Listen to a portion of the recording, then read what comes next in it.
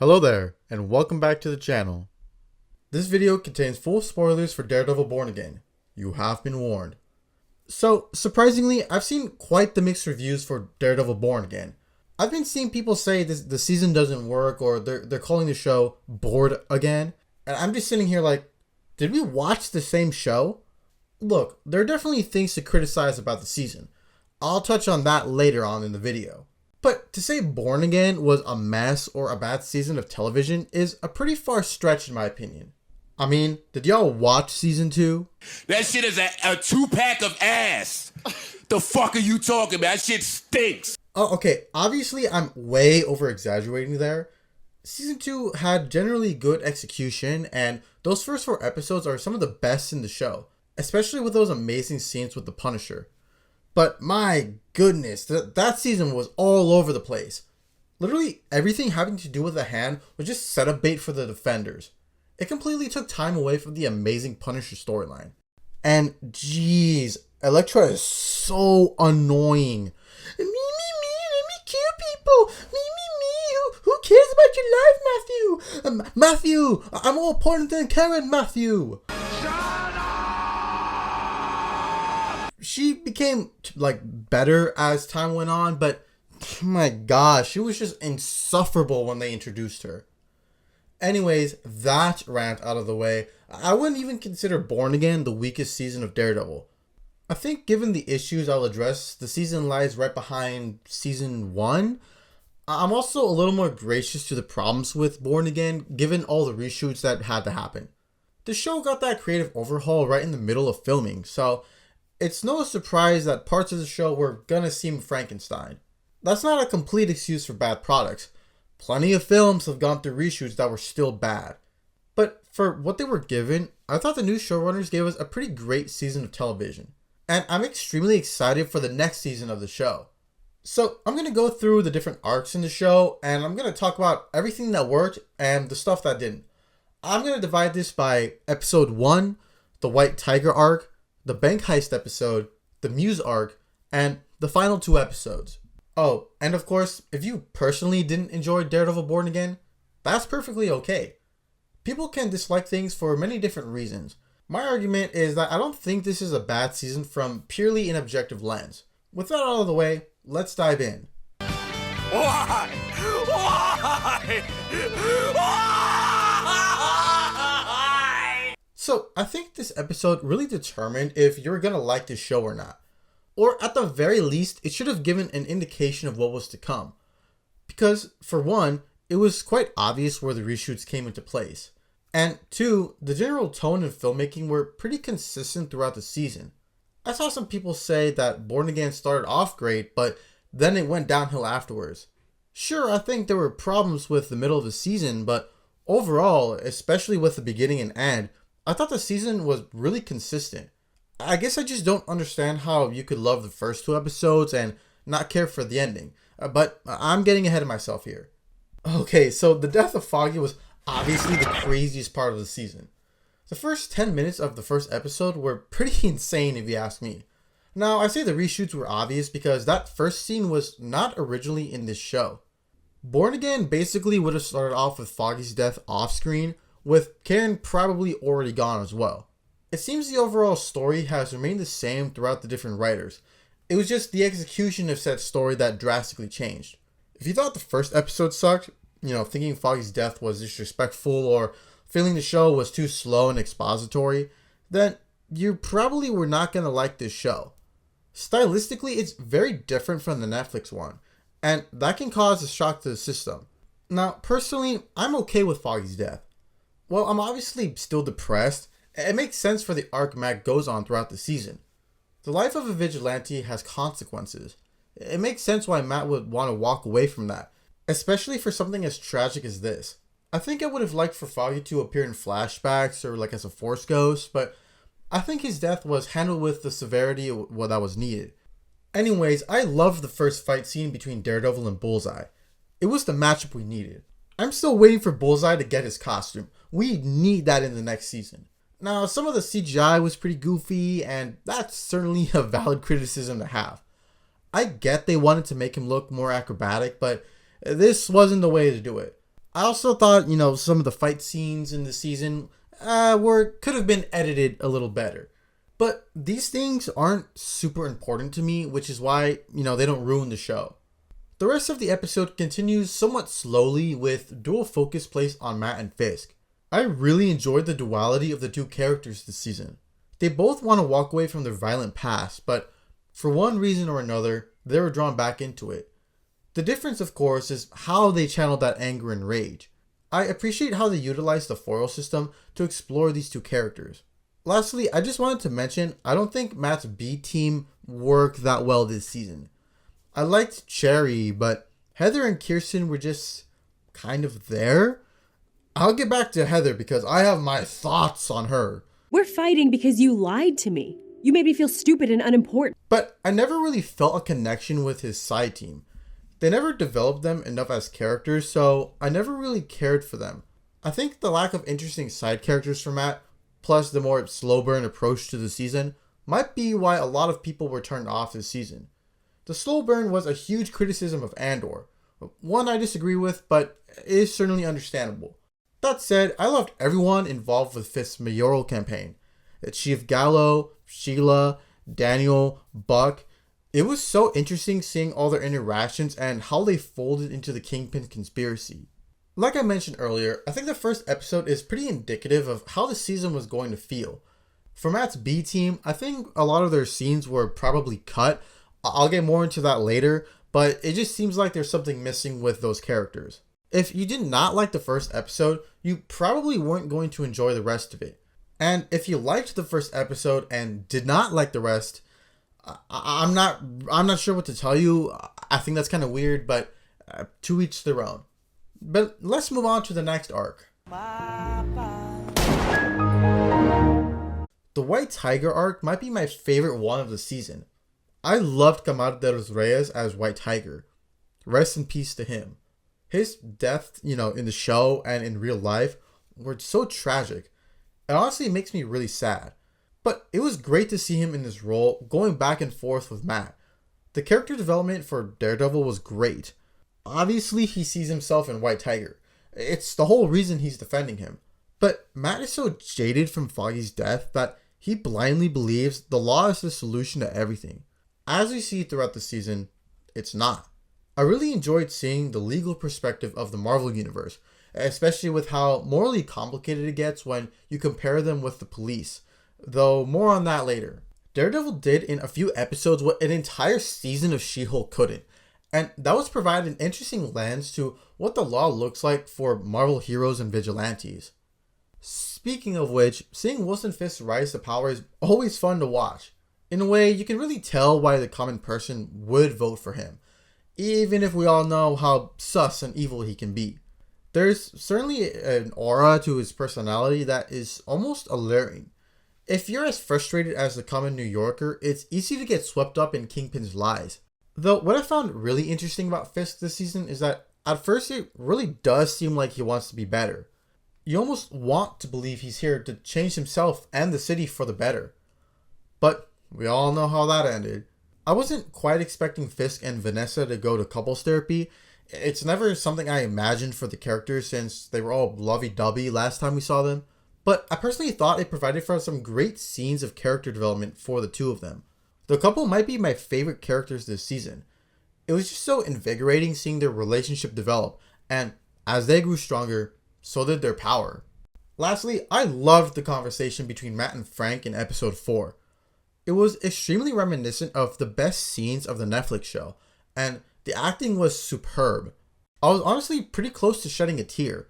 The way Matt's grief comes flooding through was just so heartbreaking. 10 out of 10 scene. Overall, I loved this arc.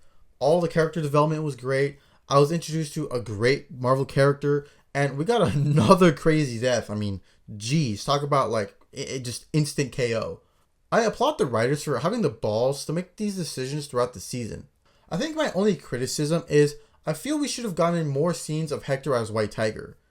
Not just because I want cool action scenes, although I'm always down for more. I just think it would have been better if we got to see him act heroically in different scenes instead of a bunch of witnesses recounting how heroic he is. I know this is partly impossible due to the unfortunate death of Combate de los Reyes, but I think you could have gotten a stunt double to show a few scenes of him, taking down bad guys. That way, we really get to see him be a hero instead of simply hearing about it. I'll talk more about the corrupt cops when I get to the Muse Arc. There's quite a bit to say there. But first, let's talk about episode 5. Didn't I tell you before? It's my island. Okay, so I know how I basically was just glazing the White Tiger arc, but in terms of like any singular episode, this one was probably my favorite. We don't usually get a lot of bottleneck episodes these days. I mean, TV shows are generally much more interested in like overall plots or like a heavily serialized format. But what I loved about the bank heist episode was that it was simply a lot of fun. The St. Patrick's Day theme was a neat concept, and I really enjoyed the villains of the episode. Episode 5 also encapsulated what it means to be Daredevil, even without the mask. Now, I already glazed this episode in another video, so if you want my full thoughts on it, I do highly recommend you check that out.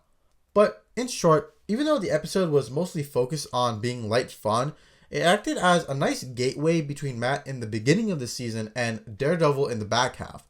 Up to this point, we've seen Matt grow increasingly frustrated by the legal system. With Kingpin in power, the death of Hector Rivera, the guy going to jail for stealing cereal, and a multitude of other factors, the law just doesn't seem like enough. Episode 5 provided a sort of quasi-Daredevil situation for Matt to be involved in, one that continues to push him back into being the devil of Hell's Kitchen. I especially like seeing Matt use his skills as Daredevil without all the crazy fighting. Yes, we get that a few times. Damn! That shit good! But seeing him use his wits and hearing skills for a majority of the time was not something we've really seen that often. It was a nice change of pace and kind of rounds out Matt's character. Not every episode needs to be prestige television. Not every show needs to be this high art. Sometimes we can just have a bit of fun that still tackles the core reason we love these characters. It seems this episode was the most untouched from the reshoots, which would make sense given it doesn't directly tie into the overarching plot. Given the release schedule for the show, I think it was a good idea to release this at the same time as episode 6. I think people would have been upset that the episode didn't advance the plot, and while this was my favorite episode of the season, I probably would have been in that same camp. Now, while I have been overall very favorable towards Born Again, the next arc of the show was probably the weakest part of the story, and that's the Muse arc. I mean, it's alright, like... Muse was one of the characters I was looking forward to the most. I think the concept for the character is extremely interesting, and I think it provides the potential for some amazing scenes. However, while I did like the overall portrayal of the character, I personally love his costume, I think his ending was a bit too fast and unresolved for me. For me, this is twofold. Firstly, I think we should have had at least one conversation between Daredevil and Muse. Both characters have the exact same goal, standing up to Kingpin. However, while Matt is obviously trying to do that in the most ethical way he can, Muse doesn't care how many people he has to kill to do that. I cherish peace with all my heart. I don't care how many men, women, and children I need to kill to get it. The guy obviously respects vigilantes if he's making murals of them. He's kind of similar to the Punisher in that this forces the audience to ask themselves, how willing are they to go to enact justice? Muse's philosophy makes him an interesting character, not just serial killer number 87. It would have been great to see him debate Daredevil on all this. I think that would have solidified the rivalry much more. But for now, he's a somewhat generic character. Not like the worst thing in the world, I just think they wasted his potential. Speaking of, this goes to my next point about Muse. I think we should have seen a lot more interactions between him and Heather. Obviously, some sort of relationship was built between the two if, Muse sees her in a sus way. However, we never see them have meaningful conversations together. This would have allowed for a much deeper dive on both characters' minds. Much like the scenes between young Bullseye and his therapist. Why does Muse hate Fisk? Did Kingpin do something to him or his family in the past? Why does he like art? And why does he feel the need to kill people to make his point? These answers would have rounded out the character a lot more. It would also explain why Heather is so avidly against vigilantes. Oh, okay. Speaking of Heather, I need to go on a rant about her. Whoever decided Matt should be with anyone outside of Karen needs to be fired immediately. Karen is his one true love and the only one suited to be with him. I do not care what anyone says. She is the best one for him. Thank the heavens she returned in the finale, because I was going to riot if she didn't return. But even without all that, Heather was just kind of annoying. She was fine the first few episodes, especially since I kind of knew this relationship wouldn't last forever. But as the season went on, she just tried psychoanalyzing Matt more and more. Like, bro, Daredevil literally saved you from Muse. How are you going to use a single example of an obviously crazy guy and you just have to say all vigilantes are trash? I mean, wasn't it you who wanted to meet the Punisher? Matt, you're starting to worry me on a professional level. Matt, stop blaming Kingpin. He's the GOAT. Matt, stop caring about Foggy's death. He's a loser. Matt, you were supposed to go to the party with me. I'm sorry that feeding homeless niggas is more important than the safety of our community. Look, obviously, Heather's not as bad as I made her out to be, or even as bad as Amber season 1, but she was really starting to get on my nerves. That being said, I do like that her path is finally being solidified on the dark side. I'm usually okay when annoying characters become villains. I can't really explain why, it just makes them better. And while she obviously doesn't know she's on the wrong side, clearly we all know being on Fisk's cabinet is a problem. It seems like a lot of the scenes with her and Muse were cut from the season. I guess something had to go on the chopping block, and I guess those two were it. Unfortunately, I think all those cuts just made for a kind of a lackluster story that really had a lot of potential. But in terms of the good stuff, I did appreciate Kingpin using his manipulation tactics to take over the police and essentially use the task force as his secret service. It's such an interesting commentary on, well, a lot of different things actually. But to avoid too much real politics, I like how the show explores the use of the Punisher symbol and how it has been used outside its original context, specifically by police and military groups. I'll talk more about the ending to that whole storyline in the next arc, but I think the pure inclusion of this concept was super interesting. I'm curious to see where that will go next season, or, even more specifically, the Punisher special we're going to have next year. Overall, the Muse arc was just okay. As always, I love the stuff between Kingpin and Daredevil. I just wish Muse himself, and by extension Heather, were more interesting characters. But let's move on to the final arc of the show. This is where the fun begins. I had a lot of fun with these 2 episodes. Going rapid fire here, it was great seeing Bullseye again. Seeing the Punisher go insano mode is always top tier. Great cinematography. I wasn't expecting Vanessa to kill Adam.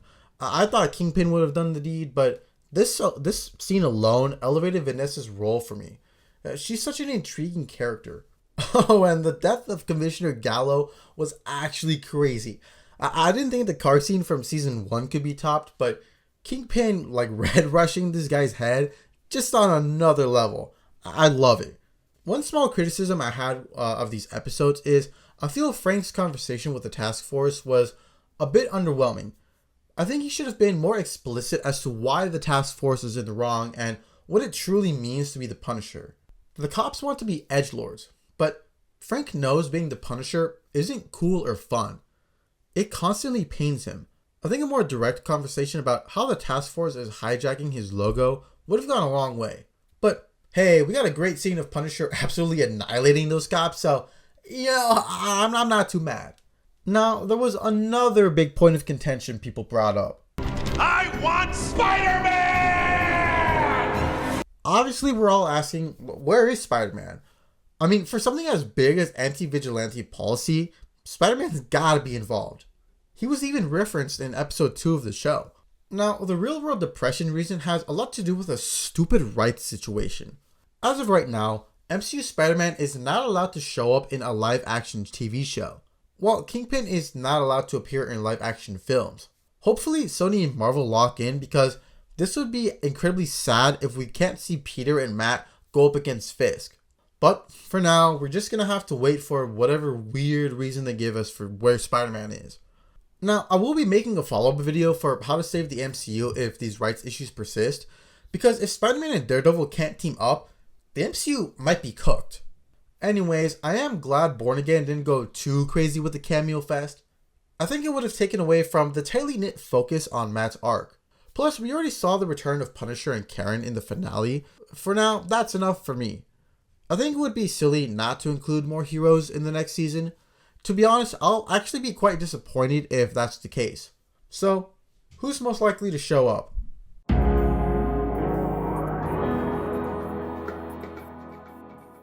Right out of the bat, I think the Defenders are the most obvious people to show up.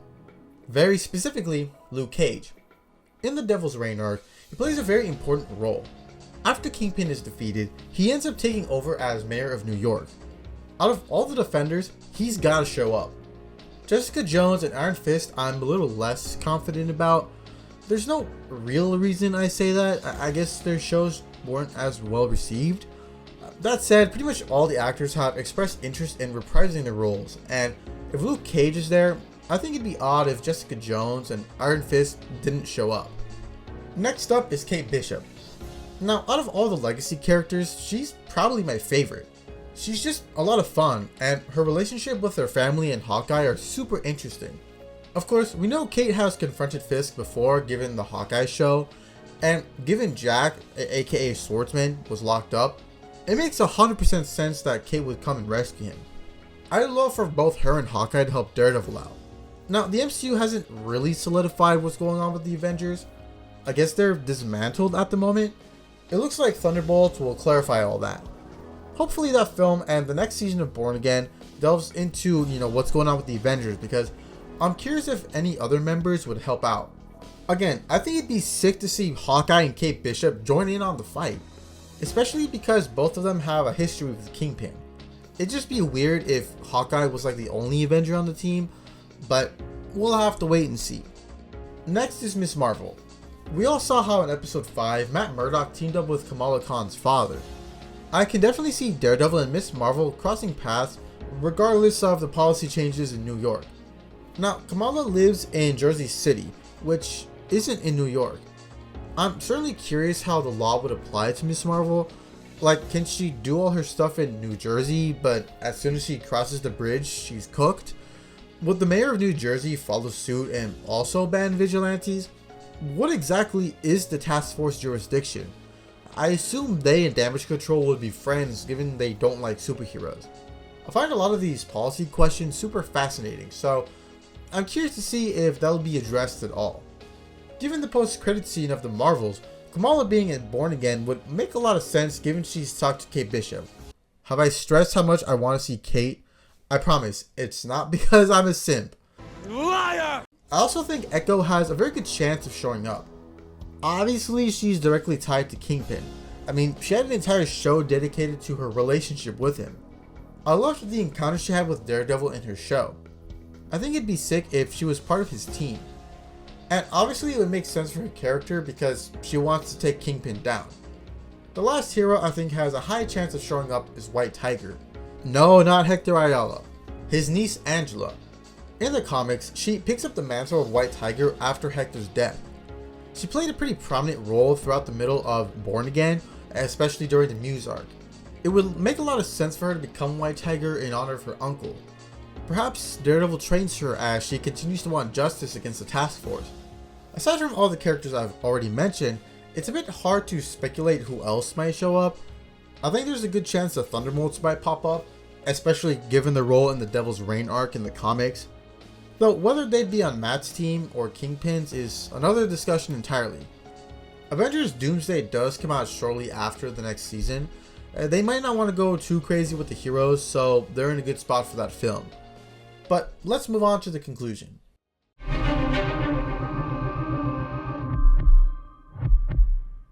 Overall, I had a great time with Daredevil Born Again.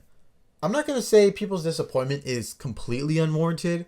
I think the reshoots made for some clunky storytelling choices here and there, especially with the Muse Arc.